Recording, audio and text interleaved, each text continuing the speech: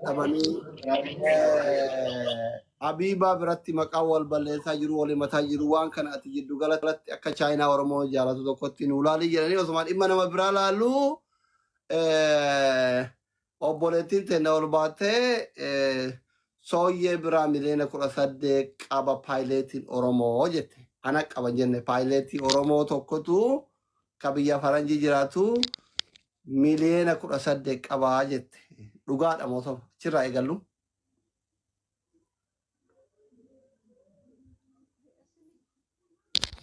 Asumaanuu mana nyaataa Oromooti. Foloo godhaa hundi keessa. Okay, dhiifama mi'uut godheen ture. Asli biin akkas miti duraan dursee gaaffii konaa deebisi ati. Idda si booddee waa barbaade si deebisuu danda'a. Tokkoffaa kaleessa ani yeroo duraa fi miidiyaa kanarratti maqaan keenya kan ka'e amma irratti maqaan keenya ka'ee hin beeku. Namni nu himate illee hin jiru, namni nu himatu illee hin jiru. Gaafa namni akkastiin gadi ba'ee nama birrii hamma kana birrii irriba nama dhorku kana jedhee gaafa odeessu kana isin iyyuu manuma keessan kana bantanii akkastiin haasofsiisuun kun sirriidhaa. Iddoo namni itti gaafatamu sun hin jiraatinitti iddoo ani hin jiraatinitti naa bilbiluun qabdan turtanii keessaan naan barreessitan turtanii dubbii kana qabdanii narra jira yoo ta'e situ waasii naa ta'a rakkoon tokko hin jiru akkamittiin akkasii callisamee hoy hoyitiin haasa'amee dhumarratti immoo dubbiin iyyuu dhattee gandatti immoo galtee mucaan inni sun ilma isaanii ta'ee ani immoo kan ormaa ta'ee jedhanii soo intala Oromooti. Maal dubbiin kun isin miidiyaa guddaa qabdu of harkaati.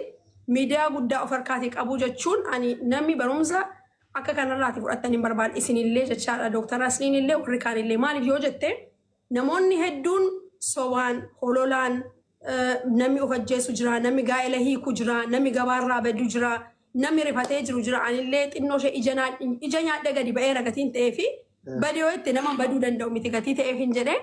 Ishee kanarraatitu eegallee bareedaa tokko kana. Lammaffaa immoo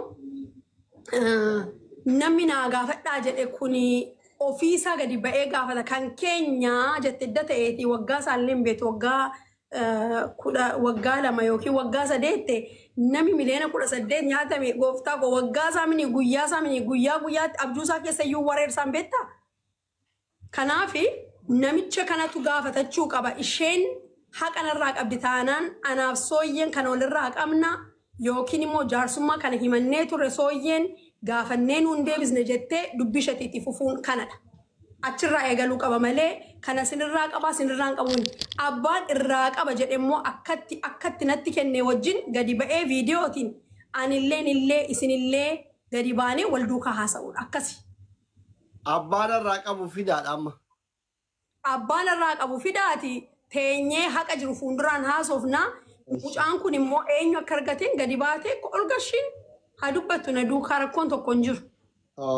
Tole obboleetti dhugaa jette amma ani si dawwalee si gaafachuu dhabuu kiyyatti dhiifama na okkolchii takka inni lammataa akkuma qoosatti jaarsaaf jaartiin ol seenanii gizee waan kana kaasan.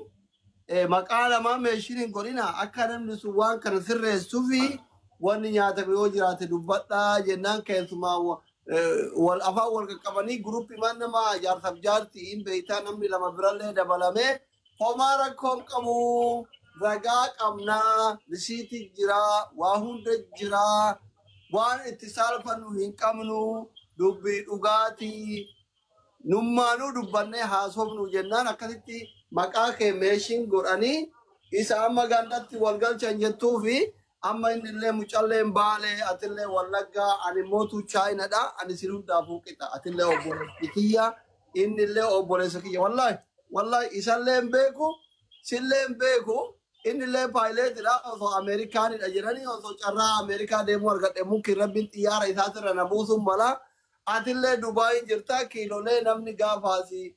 Muuziqaa baasu kitaaba barreessu dhufee achitti hafuura baafatee Oromoon achitti wal argee beeksifaa achi beeksifatee fedhu caccabsaa fedhu affaanyii fedhu kitfoo fedhu shiroo waan humna isaa nyaatee itti eebbisiifatee waan dhufii san galata qabda Oromoo bira. I'm so sorry si dawwaluu dhabuu kiyyaaf dhiifama. Garuu yeroo san maqaa meeshiin godina jechaa ture. Waa tokko asii dhibbatti mucaan atileetii paayileetidha. Nama si'uu baay'ee dinqisiifatu eebaluu jennaan dhugaadha mucaa hin beekan. Yeroo jalqabaatiif miidiyaa kanatti nama afaan Oromoo dubbatu mucaa sana arge jedhee waggaa 5 dura wal baranneeni. Nama guddaadha hayyee dubbiin soban taatu jedhee itti dhiisee ammallee ijoolleen jaartillee warruma gurguddaa waan saalfatanii dubbanne kan jedhu malee osoo amma namni hin beekne tokko yuuzariin yookiin namni ani hin beekne tokko dhufee sooyyeen na nyaata jedhe kabalee ofirraa gabbuusa. Wallaahi kaba dhugaa. Jarri kunillee jara kijjibu uummata biratti kijjibuu uf kijjibsiisee uf xiqqeessuu barbaadu miti. Ka himatamellee guddaa ka himataa jirullee gurguddaa lamaantu harka chaayinaa gurraachaa bu'ee jedheetuma dhiisee amma maqaa si balleessanu ati dhugaa qabaattu jari dhugaa qabaatu warruma himata sirratti banne yoo ol fidee waliin si gahee hoo akkam jette kallattii kabajaan bareeda bifa disrespect waliin goonen jidduu keessanitti uummanni hin murteessaa anillee aga danda'e jidduutti baalaansi godhee dubbii keessa yoo isin ilaale osoo yeeti. Bareeda garuu maani beektaa nam ilaa ati dhaqxee gaafa himattu simaa balootiin obboleessi kee yoo himate situ dhaqee himatamaaf miti obboleessa keessadatu hamma umuriinsaa akka ati jettetti paayileetiidha waggaa 18 ol miniire isa mataa isaatu viidiyooti wal duukaa gadi baanee haasofnaa. Viidiyoo nu dubbise guyyaa sana. Kanaafi innillee viidiyootiin gadi ba'ee anaaf isatti wal duukaa haasa'a malee ashitti miti kan na duukaa haasa'u. Akkas taanaan anillee nama narraa haasa'u hedduun qabaa jechaadha malee simaa balootiin miti. Ani akkamitti amantaa ani mucaan paayileetidha qilleensarra deemaa lafarra deemaa. No qilleensarra mini elaa asli waa tokko sitti hima ani obboleettiin kelle paayileetiin caala. Koomenti jalatti nama arrabsina nama guddaadha qalbiiwwan nama arrabsaniif kaan hin beektan. Dhaggeeffadhu asli. Kanaafi ani paayileetiidha jedhee namni tokko inshaallah paayileetii miti mootummaaf waaqaaf lafa walitti bushumaan ta'in si himatee jennaan abalu sin haqa qabataanaan an haqa koo qabadhee dhufeera fuuldura keetti dhala yoo barbaade ani si qofatti erguu nan danda'a. Si galee garuu an si qofaan qulqullaa'uu hin barbaadu borganama darbarsa dhagaatiin wal dha'anii karaarraa wal maksuun kuni narratti akka dhaabbatu gatii barbaadu inni gadi ba'ee dubbachuu qaba. Maaliif Oromoon gaafa mammaaku tokkoffaa dubbiin itti gala qaba lammaffaa lolli daboon qabu si galee kanaafi atamma yoo firdi beetii tan kasasame asli dhaqee dhugaa naa ba'a miti asli naa kasasame abbaan manaa koo dhaqee naan kasasamu sooyyee waamamtee naa sooyyeedha kun garuu akka nama dirijjitii kanarratti akka nama waa balleessuu qabutti warra kiilolee jedhan an sooyyomeedha abbaan manaa koo abdiidha sooyyomeettiin kenne sooyyeettiin kenne abdiittiin kenne jechuun maqaadha. Si galee dirijjitiin garuu kan darbaa dabarsa darbu an hundeessitu haa ta'u malee kan keeti kan kooti kan uummata Oromooti. Si galee yoo balleessaan jiraate dogoggorri yoo jiraate irraa darbuu dandeessa. Kanarraan kan hafe garuu iddoo abbaan sun hin jirretti isheen xabaqaa miti. Xabaqaatiin haasofti taanaan anis xabaqaa qaba xabaqaa kootiin haasa abukaatooti. Akkas maal jedhu. Yoo ati ashitti wajjin haa ta'uun barbaanne abdiif mucaa walitti finna kaa. Maal rakkina qabare? Maal rakkina qabare? Amma bakka maqaan kee dhayamuu fi hoteelli keessan dhayamuu san dhiifama si gaafannee abdii abbaa manaa keetiitii fi paayileeticha waliif fiduudha kaa'e paayileetiin kun keetii walloole malee. Kanan barbaadanii bareeda inda'u kanarratti viidiyoon sii banaa qommaan haa banamuu didee. Waaqi natti tole. Eega yoo ati ashitti waliin haasa'uun barbaanne abdii fi paayileetii walitti fidu. Bareeda kun immoo haasaa cooma ta'e haasaa bareedaadha. Yoo ati abbaa manaa keetirra abukaatoo taate isin wanni mucaa keetirra abukaatoon taate. Na dhaggeeffadhu an abukaatoon ta'u isaan lamaan miidiyaa kanarratti saba Oromoo duratti gadi baasi ragaa keessan atis fidi jedhi gadi naa baasi maaloo gooftaaf an sin gargaara. Kuno inni reedii ta'ee jennaan kun abdiin taa'eera. Abdiin amma si bira jira? Andee qophaasa. Allah fi ashitti yoo as jala jiraatan please himanni keessan irratti manni murtii federaalaa ollaalee gallaalee kun obboleettii kenna sooyyeen ani abbaa manaa kiyya dabarsee kennaa isin waan feeta yoo dhugaa shurrubbaa shishaa bootee dhuftee yoo bisoo badii hin qabaate dafetin. badii isaa itti murteessaa jedhaa jirti. Hamza Baashitti yoo as jala jiraattan paayileeticha nu dhiyeessa. Viidiyootiin dhiyaata. Umara kon qabu yoo dhufe gaafa Maaliif beektaa? Indee sagalee naman baraatuun fiidiyoo an abdii dhadhee viidiyootiin akkatti ol duukaa isaantu nu himateemi. Gadi ba'een irraa taa odeessu rakkoon tokko hin jiru. Irraa odeessu kunoo abdiin annan galaan viidiyootiin ba'e haba'an ragaa isaanii qabatanii dhufan. Garuu eegaate ashitti hojii haa ta'uu hin barbaanne ani afgaafii ka godhu deebii ka uummanni dhageeffatu abbaa manaa keetii fi paayileetii malee siimiti. Turjumaanan taatu abadan keessa iyyuu hin galu. Naatay. Fitaawino, beetu fitaawino kanaaf jennaa bar. Rakkoon qaba. Ashitti Hamza yoo as jala jiraattan, ashitti Hamza yoo as jala jiraattan koottatanii karaa ittiin paayileetii argannu nutti hima. Hamza fi ashitti keessaa nama tokko galcha. Hamza fi ashitti keessa yoo as jala jiraattan.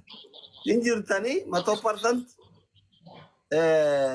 yoo isinitti tole paayileetii dhiyeessuun amma dhiyeessa. Yookaan immootu guyyaa itti isin qabna gaafa qilleensarra jiraate. Guyyaa waan itti qaban hin jiru.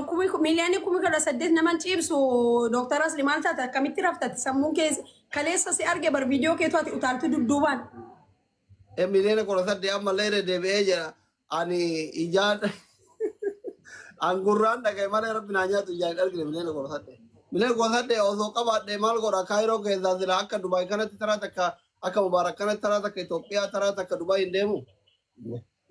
Garuu maani beektaa waan tokko waa dhugaa sitti himu namni waan tokko san ilaalan akkamittiin dirijjitiin Oromoo akkamitti ilaa amma ati yoo mana qabaatte siif maatiin kee garaagaraa bira sii galee namni akkamittiin dhaqanii namarraati dirijjitii namaa gadi inni qabu maa jechuudha kun sirriidhaa jettee ilaaltaati meema gaaffii mataas akkamittiin dhuguma dhugaa dubbachuuf yoo ta'e sooyyee teennaati. Yeroo baay'ee gargaarsa uummata keenyaan godhu irratti 1,200 hirmaataa ture. Namoota baay'ee gargaaraa turte, namoota baay'ee achitti keessummaa ture, kabaja qabdaa, galata qabdaa, kabajni ati qabdus, kabajni Oromoon sii qabus achuma jira. Birriin kunillee birri akka ijoollee kaawwanii karaa hannaatiin isin bira seenee miti. Yesiraa guddaa inoo dalagaaf walitti seentanii namni biizinasa waliin eegale takkaa hin kassara. Takka hin argata kanuma malee hannaami dhibbaaf dhibbatti ani waan hunda irra ga'eera atillee naa dawwalte hiriyoonni keessanillee naa dawwale waan kana keessa tawwada jiraa fi dhugumaan kassaranii san abbaa birrii abditti kennetu himata Hamzaan dhufeera. Obbo Hamza. Salaamu alaikum. Wa alaikum salaam nagaa. Akkam jirtan fayyaadha? Nagaa obboleettiin teenya sooyyeen akka jettee himata narratti banamee ani abukaatorraa dhagayuu hin barbaadu. Anallee miti kanarratti banamee abbaa manaa kiyyaa abbicha abbaa manaa kiyyaa sanii fi abbaa mallaqa irraa qaba jedhe san walitti naa fidii. Abbaan manaa kiyyaa fi innillee anaa tokkomaa intala Oromooti lamaanuu obboleewwan kiyyaa ana haadha ilmaanitti. Waan kana keessatti akka anaa fi bakkeen dalagaa kiyyallee manni kun mana kiyya malee kan Oromoo hundaati nama Oromoo rakkataa Oromooti qabu hundaa hafuura itti baafata. Maqaan waan kana keessatti akka hin barbaadu an abbaa manaa kiyyaa dabartee mana murtii federaalaatti kenneera. Abdii fi Soddaa Hamzaa walitti fidii jette soddaan keessa dhufuu danda'a akkamitti arganna nuti xiyyaara yaabbatamoo isan lafa nu bu'a. Isintu xayyaara yaabbatuu qaba jallee qafalluure akkin jeeti. Sooyyee akkami nagaatillee fayyaadha? Akkam Hamza. Fayyaadha alhamdulillah. Akkin jee waan kanarratti isallee gaafannee reedii ta'uu isaatiif yeroo inni firii ta'etti akkaataa ati amma itti kanatti irra bareedaa hubeeta akkaataani karaa sanitti inni hayyamamaa taanaan yeroo firii jirutti taanaan sanuu tiktok illee qabu akkaataan hanquba qabutti.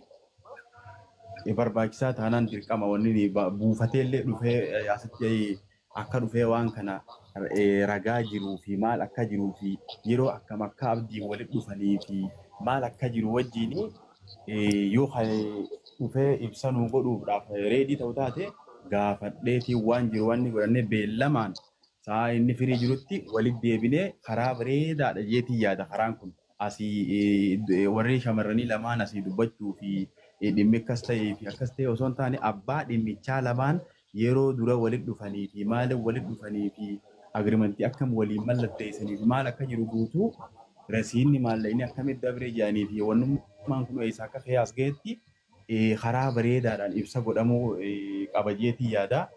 Kana gubbaan akkaataa inni natti himetti beellama guyyaa 29 kanaaf biraa qabna minaan ja'a achitti himannaa kanaaf mana murtii achi akka dhiyaate irratti beellamni keenya boruma jechuudha guyyaan 29 gaa guyyaa 29 beellama qabnaa ja'a dhimma isaan irratti waan jiru waliin irra dhiyaanneeti waan kana jala deemu jira naan jee alaa kulli haali amma akkaataa isin jettan kana karaa bareeda abbichi waan kana dhufee anis kana jee abiraarraa bareedaa kannu bareedaadha wanti hundi beektaa ragaa wajjin jirti jedhanii ani waan kana Gaaffiinsi qaba afaan kee dammaan qaba. Gadi qabaafinis ani baay'een nama kabajuu jaalladha. Haqa namaa abadan bira itti bu'uumni biraan darbu dhageessa. Galaqam jarraa qabu. Waan asin jechuu barbaadu haadhi warraa keetii siif haadha warraa keetii dubbatee ati gatee jirtuu fi haadha manaa kee dhimma irraa kaasuuf hin qabu. An dheera baay'een kabajaa. Utuu irraatii buute irraan gasha. Maaliif arrabsoo kanaaf digiriif maastarsiin barbaadu beektaa baalagee maddaggee ta'uu malee. An dhugaa isin jedha arrabaan hin beekamu yoon qabaadhe nama nan gargaara. Yoon balleesse Oromoon irraa kafaluu danda'a. Garuu ani haadha lamaaniiti ijoollee koo agarteetti yoo ta'e ijoollee qaxaleen qaba. Boorganama riikardiin kun hundumtuu hin ta'a beektaa. Jireenya koo keessatti jireenya nama ajjeesudha kan kaleessa irratti dalagame jecha. Ati akka dhiiraatti utuu bilbiltee duukaa abbaa manaa keessa jettee wajjin haasoftee haqa jiru bartee jaarsummaa kana keessa Nasriin jira, Kiyaar jira, sheekota hedduu jira beektaa. Ani narraa dubbachuu danda'a. Otuun hin dubbadhu ta'e bareedaadha si galee. Isheen gaafa miiraan ol baatanii kana dubbattanii haadha kan ragaa qabaatanii gadi hin baanetti assaayimentii akkasii namaa kennu maaltu barbaachise?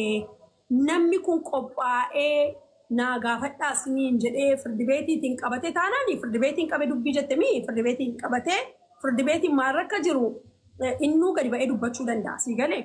Kanarraan kan efe garuu haqa kanas immoo firdibeetiin hin kuffisee firdibeetiin isa kuffisee amma maayin beektaa ayyaan fartoo daawullaa'uun sedhan beektaa ambiraa sodaatanii isa namarratti asii ol utaalantu xinnoo akkaataatti haasaa kana beektaa afaan Oromoo kan utuu sirriitti akka Amaaraan sirriitti qalaxxafee haasaa ta'eeti wantoosaa kana baay'ee natti tola maayin qinee maawuraatu bishil በጣም ነው ደስ የሚለኝ ሲገለኝ akkattiin haasa'uun natti hin tolu akkan itti haasa'uun dhabe beektaa maaliif saba guddaa nama baay'ee tos jala jira maatiin koo keessa jiru hiriyoonni koo keessa